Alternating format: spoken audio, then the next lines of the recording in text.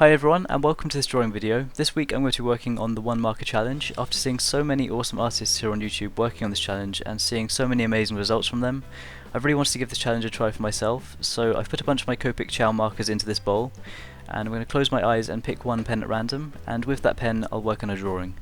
So hopefully I'll pick a good colour, because otherwise this is going to be really difficult. So wish me luck.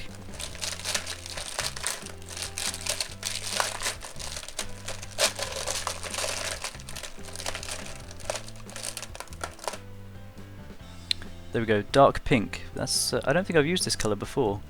That's a really nice colour choice, especially for the drawing that I've already sketched. So hopefully this works out well. Here we go. So for this drawing I didn't really have any initial plans. I just started sketching a side portrait of a character and it just kind of flowed from there. There was no initial idea of how the character was going to look or how I was going to draw the hair. In this example I started by sketching the character's face first, and then I started adding the layers of hair in the background, and I decided that I wanted to have her hair kind of folded into a scarf. And once I had that pencil sketch down, I started adding the pen that you can see in this video. I started by using a 0.05mm sepia coloured Copic multiliner pen. This pen is awesome for this kind of drawing where you want to add the pen outlines first, because it doesn't bleed or smudge into the Copic marker when I add that afterwards. I made sure to add some thicker outlines around the character's face and eyes, as I wanted those to be the prominent part of this drawing. And once I'd added that, it was time to use the dark pink marker.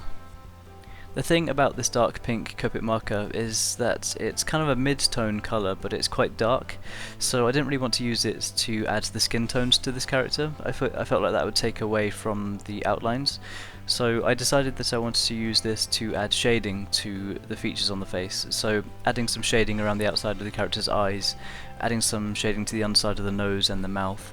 I also used it to add some freckles to the top of her nose as well. And then when it came to colouring the character's hair, I made sure to add the darkest colouring to the background hair, making sure to fill that all in with colour, and then adding layers over the top of that to show up the different textures in the hair. For the hair in the foreground, I wanted to add the shaded area to the bottom part of the hair and kind of fade it upwards, making sure to leave a bright highlight at the top of the drawing and then leaving the darkest parts of the hair towards the bottom of the drawing, especially around the area where the hair tucks into the scarf.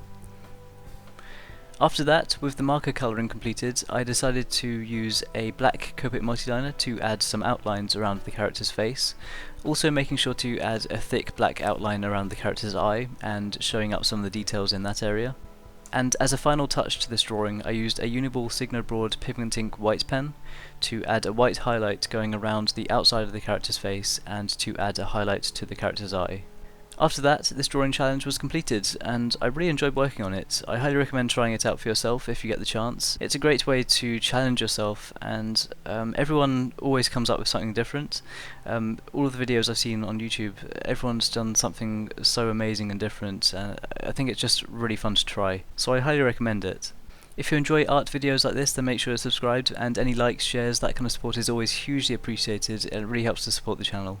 If you want to follow me on Twitter or Facebook or Instagram and follow along with the progress photos throughout the week, then be sure to check out the links in the description box below. And once again, thank you so much for the support on this channel. I had so much fun working on this, and I definitely want to try some more challenges like this in the future.